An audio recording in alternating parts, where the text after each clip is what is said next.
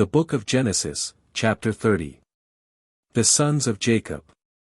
When Rachel saw that she conceived no children for Jacob, she envied her sister, and said to Jacob, "Give me children, or else I will die." Then Jacob became furious with Rachel, and he said, "Am I in the place of God, who has denied you children?" She said, "Here, take my maid Bilhah and go into her, and when the baby comes she shall deliver it while sitting on my knees, so that by her I may also have children to count as my own." So she gave him Bilhah her maid as a secondary wife, and Jacob went in to her. Bilhah conceived and gave birth to a son for Jacob. Then Rachel said, "God has judged and vindicated me, and has heard my plea and has given me a son through my maid." So she named him Dan, he judged. Bilhah, Rachel's maid, conceived again and gave birth to a second son for Jacob. So Rachel said, "With mighty wrestlings and prayer to God I have struggled with my sister and have prevailed." So she named him Naphtali, my wrestlings. When Leah saw that she had stopped bearing children, she took Zilpah her maid and gave her to Jacob as a secondary wife.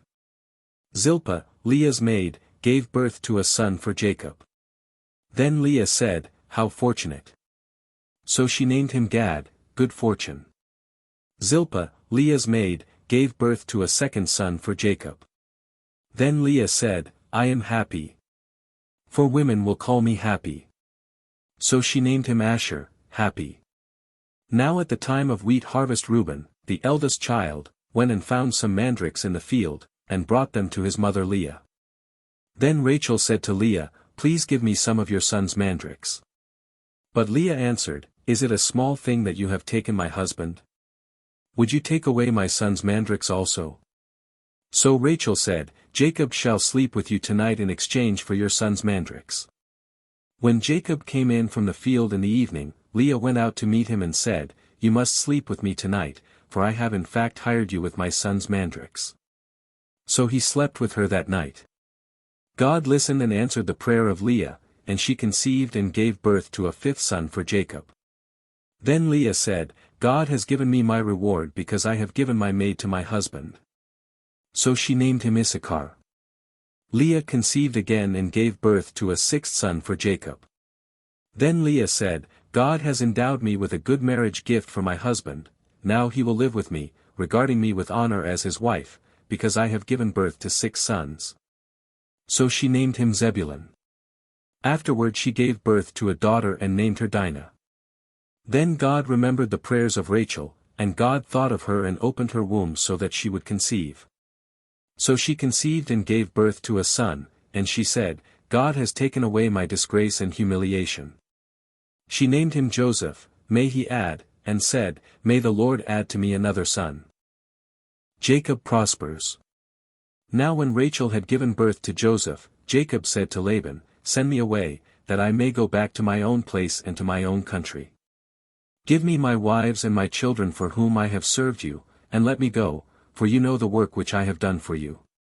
But Laban said to him, "If I have found favor in your sight, stay with me, for I have learned from the omens in divination and by experience that the Lord has blessed me because of you." He said, "Name your wages, and I will give it to you."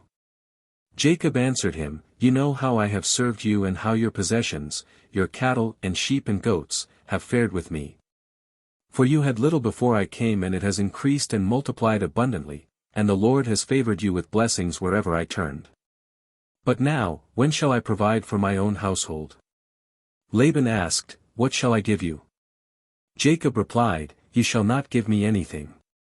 But if you will do this one thing for me which I now propose, I will again pasture and keep your flock. Let me pass through your entire flock today, removing from it every speckled and spotted sheep and every dark or black one among the lambs and the spotted and speckled among the goats, and those shall be my wages. So my honesty will be evident for me later, when you come for an accounting concerning my wages. Every one that is not speckled and spotted among the goats and dark among the young lambs, if found with me, shall be considered stolen." And Laban said, "Good. Let it be done as you say." So on that same day Laban secretly removed the male goats that were streaked and spotted and all the female goats that were speckled and spotted, every one with white on it, and all the dark ones among the sheep, and put them in the care of his sons. And he put, a distance of 3 days' journey between himself and Jacob was then left in care of the rest of Laban's flock. Then Jacob took branches of fresh poplar and almond and plane trees, and peeled white stripes in them, exposing the white in the branches. Then he set the branches which he had peeled in front of the flocks in the watering troughs, where the flocks came to drink, and they mated and conceived when they came to drink. So the flocks mated and conceived by the branches, and the flocks gave birth to streaked, speckled, and spotted offspring. Jacob separated the lambs, and as he had done with the peeled branches, he made the flocks face toward the streaked and all the dark or black in the new flock of Laban, and he put his own herds apart by themselves and did not put them where they could breed with Laban's flock. Furthermore, whenever the stronger animals of the flocks were breeding, Jacob would place the branches in the sight of the flock in the watering troughs, so that they would mate and conceive among the branches, but when the flock was sickly, he did not put the branches there, so the sicker animals were Laban's and the stronger Jacob's. So Jacob became exceedingly prosperous, and had large flocks of sheep and goats, and female and male servants, and camels and donkeys.